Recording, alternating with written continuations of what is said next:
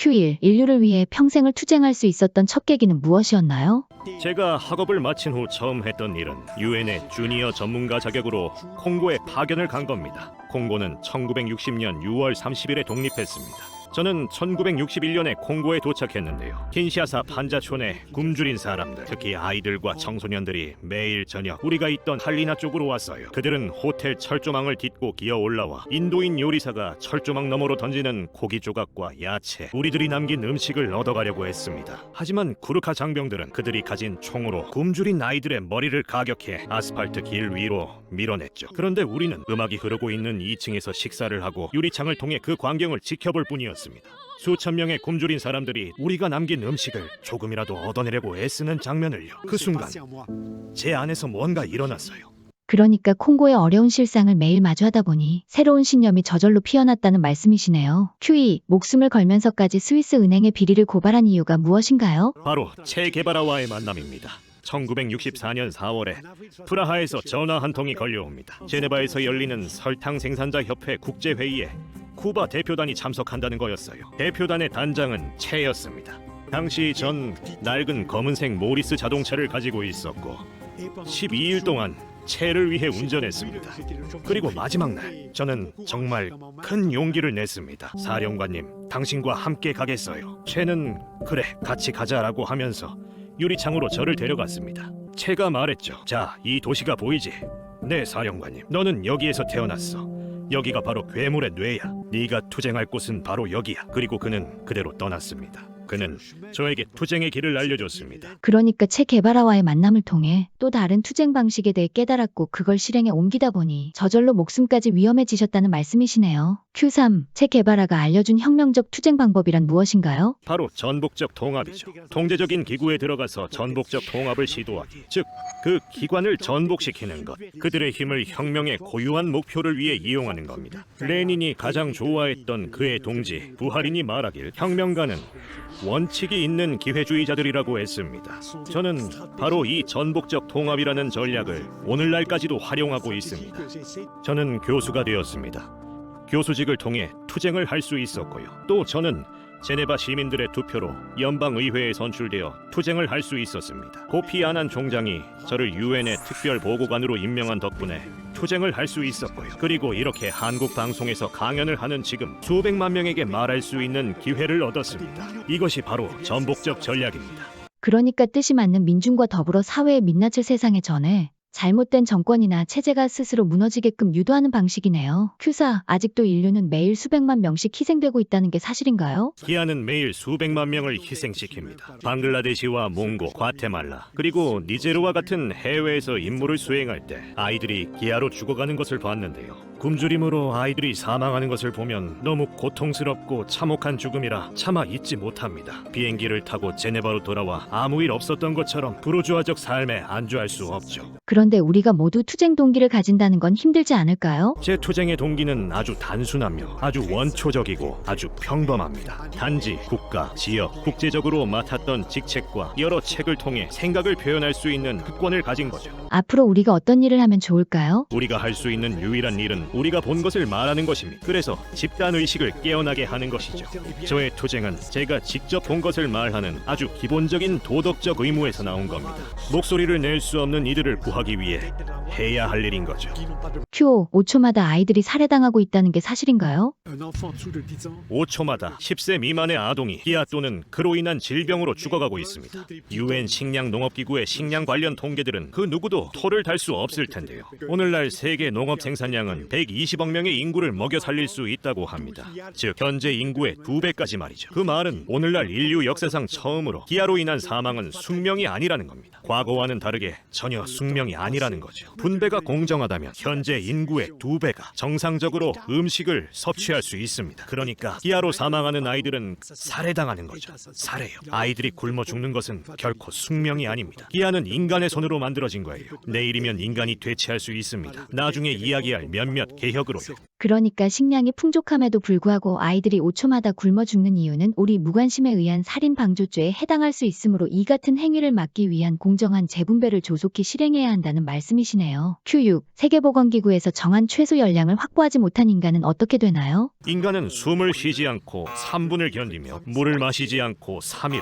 음식을 먹지 않고 3주를 견딜 수 있는데요. 1일 필요 열량이 부족하게 되면 우선 체내에 저장된 지방과 당을 사용합니다. 몸 안에 저장된 체내 지방과 당이 모두 연소되고 나면 그 다음엔 신체 내 감염이 발생합니다. 이땐 이미 상당히 고통을 느끼는 상태죠. 그 다음에는 신체의 면역 체계가 무너집니다. 근육 조직도 무너지고 그리고 마지막 순간이 옵니다. 아주 끔찍한 결말이죠. 여기서 중요한 것은 대부분의 현대인들은 굶주림으로 죽어가는 것이 아주 평온한 죽음이라고 생각한다는 겁니다. 그런데 전혀 그렇지 않습니다. 굶어 죽는 것은 지구상에서 가장 고통스럽고 참혹한 죽음 중에 하나입니다. 그러니까 인간은 최소 열량을 챙기지 못하면 천천히 굶어 죽게 되는데 이때는 고통을 느끼지 못하는 상황이 아니라 고통을 표현할 수조차 없는 상황 속에서 처절하게 버티다 죽는 게 굶어 죽는 거라는 말씀이시네요. Q7. 우리가 전혀 모르는 아이들까지 챙겨야 하는 이유가 무엇인가요? 기아로 인한 사망이 아직도 전체 사망자의 약 16%를 차지합니다. 이 지구에는 인구의 2배를 먹일 수 있을 만큼 식량은 충분합니다. 다시 말해 부가 넘쳐나는 오늘날 이 지구에서 압도적으로 높은 사망의 이유가 바로 아사, 굶어 죽는다는 겁니다. 참을 수 없는 부조리한 상황이죠. 우리는 야만적이며 부조리한 시대를 살고 있습니다. 부조리하며 야만스러운 질서입니다. 따라서 식량에 대한 접근권을 결정하는 것은 구매력이 아니라 공정한 분배 시스템이고 그걸 위해서는 공정한 규범이 작동해야 하죠. 18세기 계몽주의 시대 독일의 위대한 철학자 칸트는 타자에게 가한 비인간적인 처우는 내 안의 인간성을 파괴한다고 했습니다. 그러니까 타자에게 비인간적인 처우를 계속한다면 우리는 인간성이 파괴된 부조리한 세상에 살아갈 수밖에 없어지기 때문이라는 말씀이시네요. Q8. 가난한 아이들이 병에 걸려 죽어나가는 궁극적 이유는 무엇인가요? 전 세계 인구 약 70억 명 중 무려 20억 명 이상이 깨끗하고 안전한 물을 마시거나 사용하지 못합니다. 그래서 콜레라, 장티푸스, 빌라르지아 감염증으로 사망하죠. 아프리카, 파키스탄에서는 매 4초마다 누군가 시력을 잃습니다. 비타민 A가 부족해 실명이 되는 거죠. 그리고 의학이 오래전부터 정복한 질병들, 에이즈, 빌라르지아 감염증, 콜레라, 장티푸스 등으로 죽어가고 있습니다. 수백만 명의 가난한 나라 사람들을 죽이는 말라리아도 오래전부터 의학이 정복했던 질병이었죠. 그러니까 이미 오래전에 의학이 정복했던 질병일지라도 깨끗한 물과 비타민을 꾸준히 보급해주지 못한다면 우리 몸은 결국 서서히 망가져 고통스러운 죽음을 맞이할 수밖에 없다는 말씀이시네요. Q9. 기아로 인해 인간이 겪을 수 있는 가장 끔찍한 질병은 무엇인가요? 바로 노마입니다. 노마병은 가장 끔찍한 기아의 증세 중 하나입니다. 영양실조에 걸린 아이는 우선 입안에 물집이 생기는데요. 그러다 노마병에 걸려 뺨과 같은 부드러운 조직이 손상됩니다. 증상이 진행되면 눈 주변이 손상돼 눈이 떨어져 내리기도 하죠. 그러다 입을 더 이상 벌릴 수 없게 되면 어머니들은 아이의 입에 음식을 조금이라도 넣어주기 위해 치아를 부숩니다. 아이를 살리기 위해 수프 같은 걸 넣어주죠. 그런데 이 병은 초기 3주 내에 쉽게 치료할 수 있어요.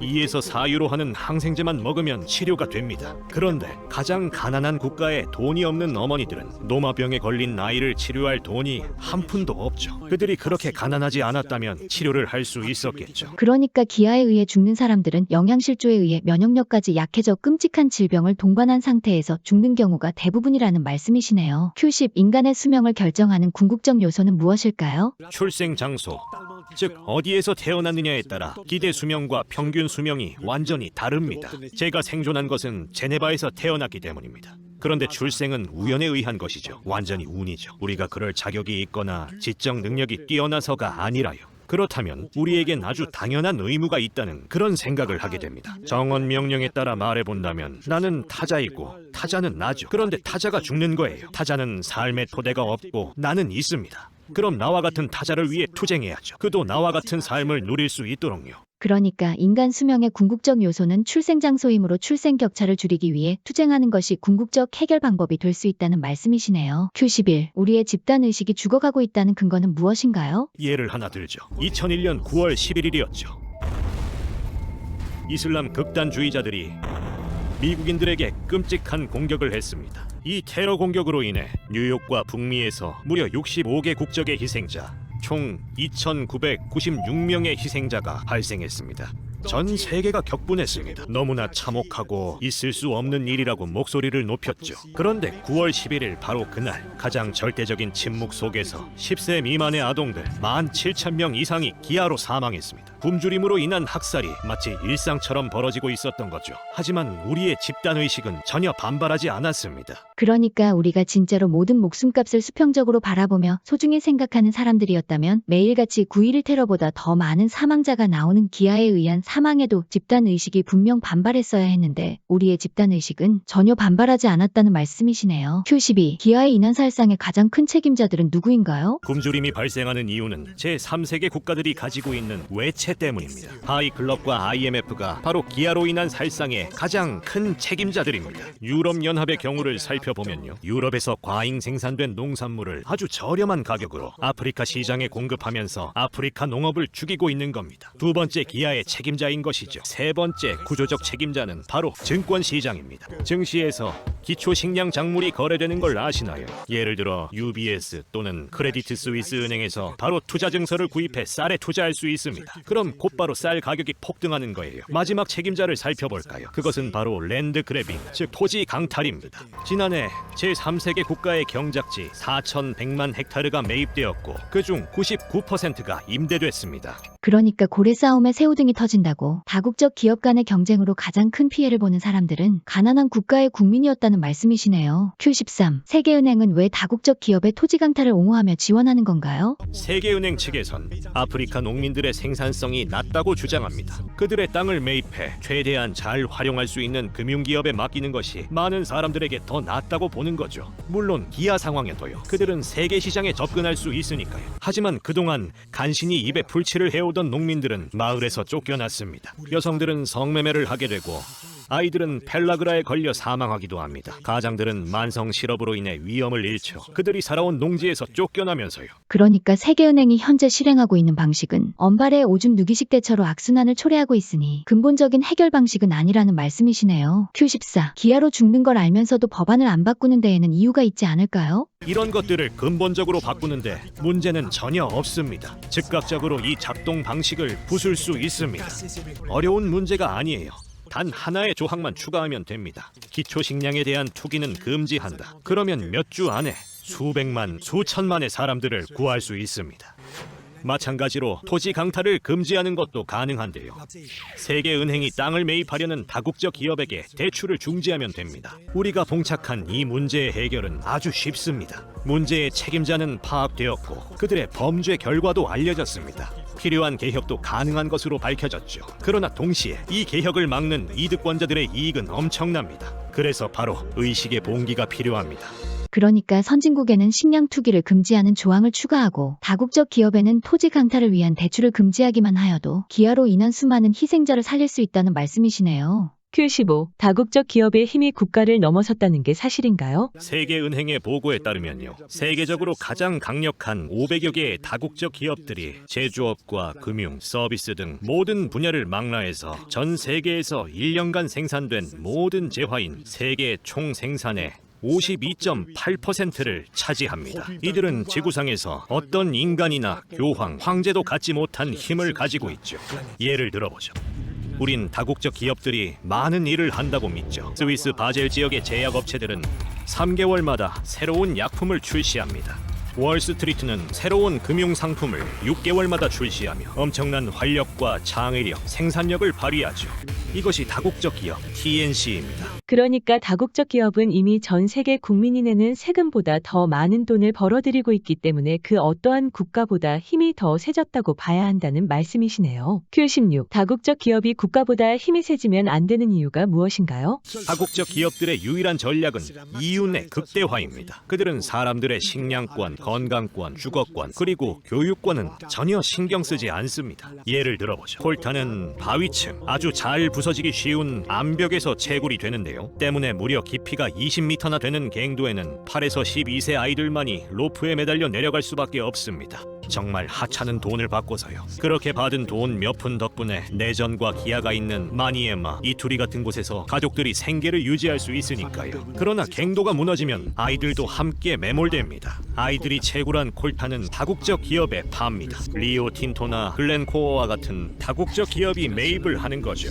그러니까 기업의 힘이 국가보다 세지면 기업의 파렴치한 행각을 보고도 규제할 방법이 없어지니 안 된다는 말씀이시네요. Q17. 기업의 힘이 국가보다 세서 규제할 수 없던 적이 있었나요? 오바마 대통령은 행정명령을 통해 분쟁 광물의 미국 판매를 금지시킵니다. 오바마 대통령의 임기가 끝난 후 트럼프 대통령은 오바마 대통령의 행정명령을 무효화하고 미국 시장을 다시 개방하는 행정명령을 내렸습니다. 왜일까요? 광물 트러스트 기업의 재정적, 정치적인 압박 때문입니다. 다국적 기업들이 대통령에게 법을 받아 적게 하는 격이죠. 또 하나의 예를 짧게 설명해 볼게요. 사르코지 전 대통령은 칸에서 열리는 G20 정상회담에서 증권시장의 기초식량 투기 금지를 요구하겠다고 밝혔습니다. 칸에서 G20 정상회담이 개최됐지만 프랑스는 자국의 제안을 철회해버렸습니다. 왜냐하면 카길, 네슬레, 유니레버, 콘티넨탈 그레인, 제너럴푸드 등 기초식량의 운송, 보험, 저장, 유통의 85%를 지배하는 대기업들이 엘리제궁에 항의를 했던 것이죠. 그러니까 이미 미국을 포함한 유럽의 강대국조차 기업들의 무릎을 꿇은 지 꽤 되었다는 말씀이시네요. Q18. 미국조차 다국적 기업의 꼬복 노릇을 하는 상황에서 우리가 할 수 있는 일이 아직 남아있을까요?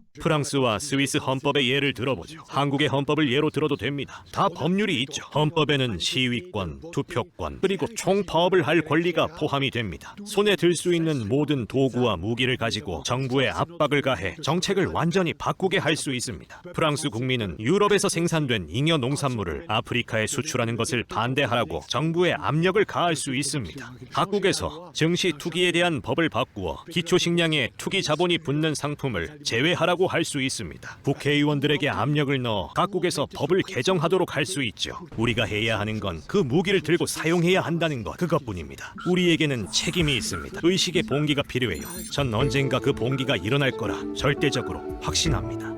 그러니까 우리의 집단 의식을 표출하는 것만이 다국적 기업이 벌인 횡포에 맞서 싸우는 유일한 방법이라는 말씀이시네요. Q19. 국가의 힘이 점점 약해질 수밖에 없었던 진짜 원인은 무엇인가요? 대표적인 원인으로 조세 문제를 꼽을 수 있습니다. 전 세계 부자들은 세금을 내지 않고 조세 피난처에 그들의 돈을 숨기는데요. 그럼 국가는 가난해집니다. 파나마 페이퍼를 보면 조세 도피를 참 많이들 했죠.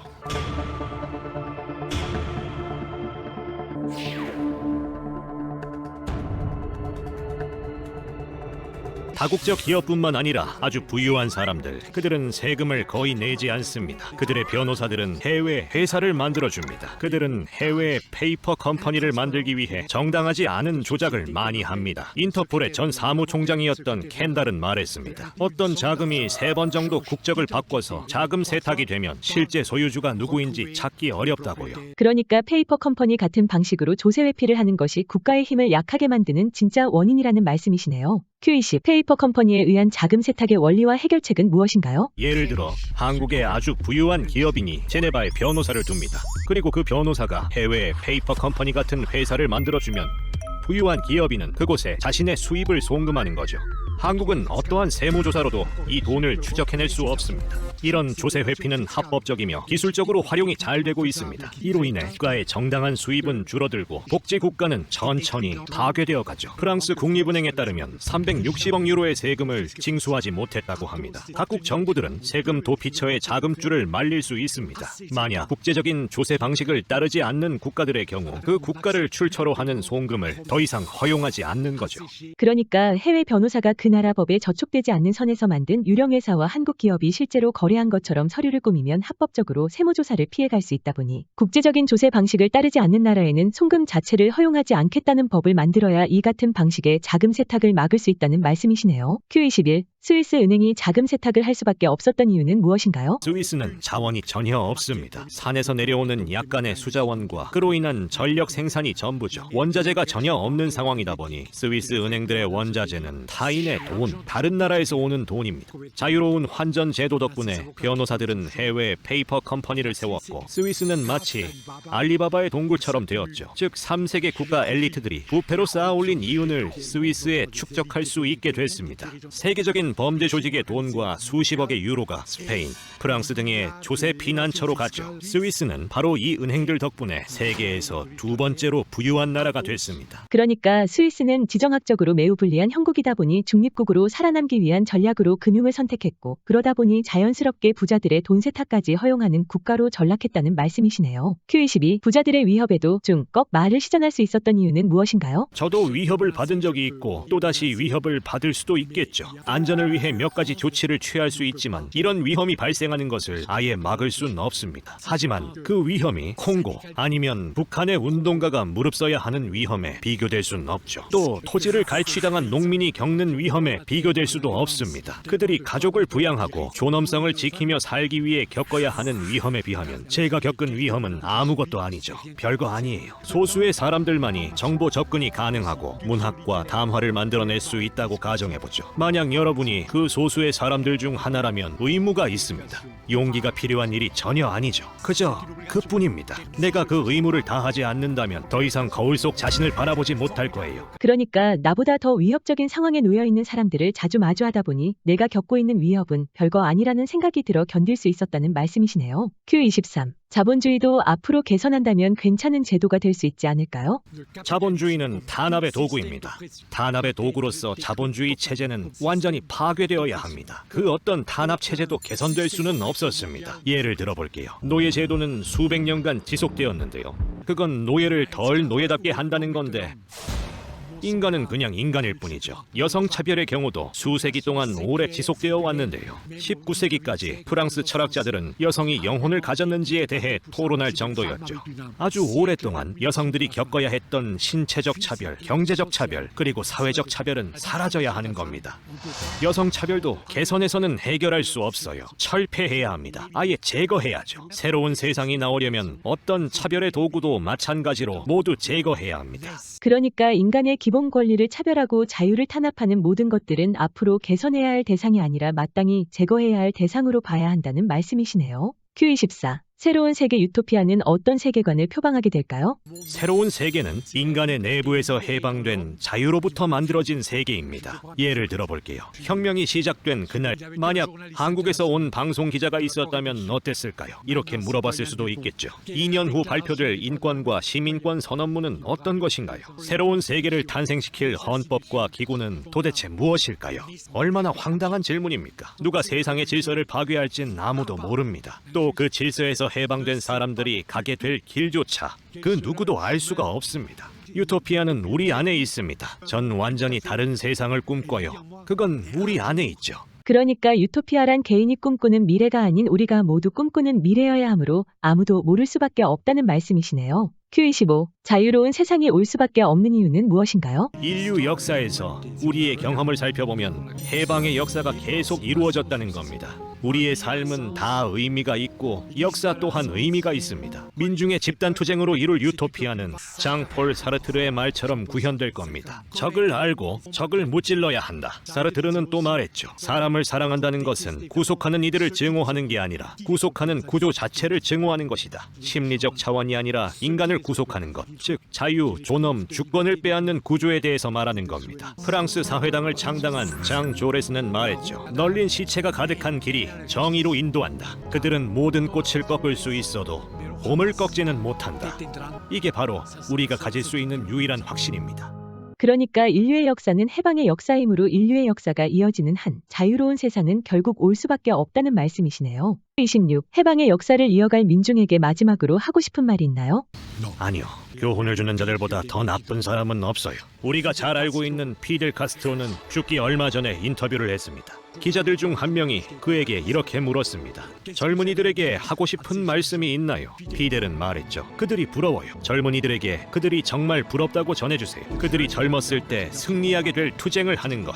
그 투쟁은 승리할 겁니다. 제가 젊은이들에게 하고 싶은 말은 그것뿐입니다. 간디는 사망하기 전 마지막 연설문에서 다음과 같이 말했습니다. 당신의 적들은 우선 당신을 무시하고 그리고 비웃고 짓밟는다. 하지만 당신이 승리한다. 모든 투쟁은 같은 방식입니다. 그것이 바로 간디의 예언이었고 이제 한국에서 전 세계에서 실현이 될 겁니다. 감사합니다. 그러니까 인류는 결국 누가 뭐라고 하든 간에 자유를 위한 투쟁을 멈추지 않을 것이므로 신세대에게 조언을 해주기보단 지지해주는 게 자유로운 신세계가 실현되는 방법이라는 말씀이시네요.